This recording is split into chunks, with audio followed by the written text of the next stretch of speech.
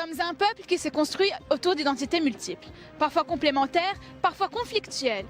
Mais cette multiplicité et cette diversité sont certainement ce qui font notre richesse, notre force et notre singularité. Partons du principe, avec Platon, que si tu veux connaître un peuple, écoute sa musique. Le résultat serait que la musique libanaise est exactement à notre image. Elle se nourrit de l'âme libanaise et elle est un pont entre deux mondes, l'oriental et l'occidental. Comme l'est le Liban, sans se limiter exclusivement à l'un ou à l'autre. Cette musique appartient à tous les Libanais et elle incarne leur diversité, leur polyvalence et leur ouverture à d'autres cultures. C'est pour cela que nous parlons de musique libanaise au pluriel. هوية الموسيقى اللبنانية هي اللا هوية، يعني ما في هوية واضحة لحد ما استعرنا من عدة حضارات موسيقات عديدة عملت هوية للموسيقى اللبنانية. حقيقة موسيقتي خليط ما بين الشرق والغرب، وهي بتعكسني أنا كلبناني، لأنه نحن هويتنا هي مزيج من الشرق والغرب، يعني موقعنا موجود بالشرق ولكن تأثراتنا كتير غربية خاصة من الناحية الفنية. Jusqu'à la fin du 19e siècle, les musiques libanaises sont plutôt montagnardes, traditionnelles, de transmission orale, folkloriques et surtout monodiques, c'est-à-dire à une seule voix, non harmonisée. Les choses vont changer et commencer à évoluer avec Wadia Sabra, que je ne crains pas d'appeler le père fondateur de la musique savante libanaise.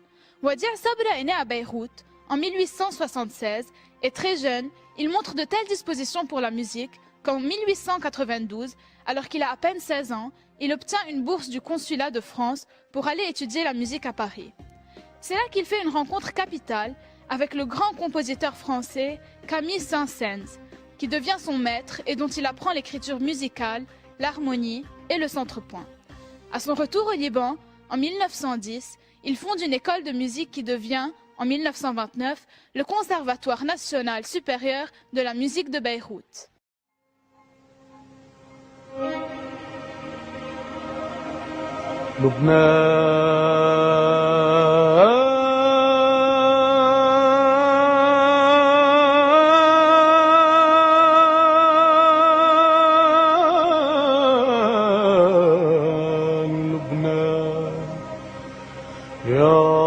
قطعة سماء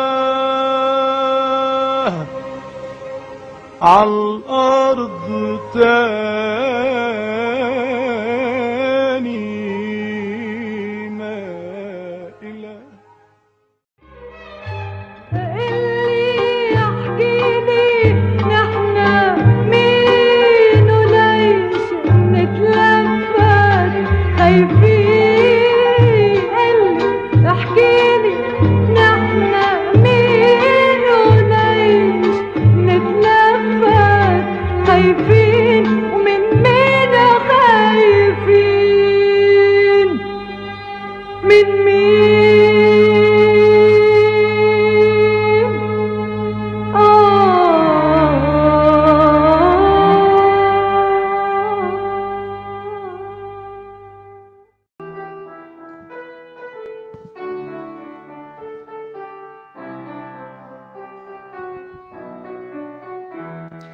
Au début des années 60, Fayrouz va révolutionner la musique libanaise en la faisant connaître dans tout le monde arabe.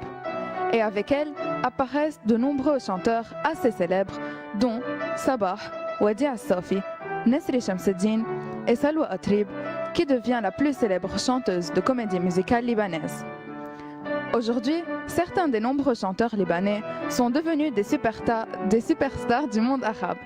Nancy Ajram, Elissa, Haifa Wahbe, Ragheb Alemi, Wael Kfouri, Najwa Karam, Nawal Zourbi, Majid Al-Roumi. Aujourd'hui, une nouvelle génération de chanteurs occupe le devant de la scène. Carol Samaha, Sarah Hani, Ziad Maher et Aline Lahoud, qui chantent dans plusieurs langues et qui est le surplus la fille de Salwa Atrib. Les instruments traditionnels qui accompagnent la voix sont souvent le oud et le darbouka, mais aussi le mejouez, la kornaïta et la rababa. Il existe encore au Liban une forme ancienne de musique arabo-andalouse, le zajal, qui est un poème chanté en arabe dialectal accompagné au rik.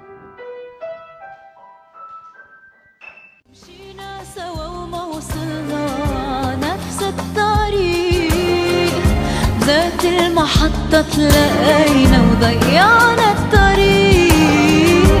يا هالقدر القاسي يا زمن المقاسي، كيف بدي كمل مشواري ومحتاجة لرفيق.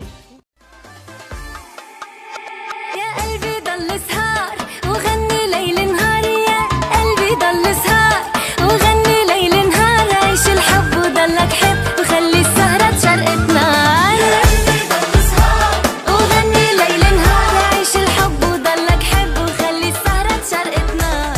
إنك أنا يا ريت نضيع درب البيت. Il existe aussi des groupes de pop rock, de rap ou de rock alternatif par exemple. Le Liban accueille aussi le Festival international de Baalbek, le Festival international de Beit el-Din et le Festival de Byblos. Et comme le dit Zena Salah Kayali, la musique nationale est l'un des éléments de la construction de l'identité d'un peuple. Notre musique classique est un patrimoine précieux. Elle est transcommunautaire et il nous appartient d'en faire un facteur d'unité. لو هالدني سألت مينك قلن إنك لبناني، بطل السلم وبطل الحرب، همزة وصل الشرق الغرب، تضل تحب وتنحب بيكفي إنك لبناني.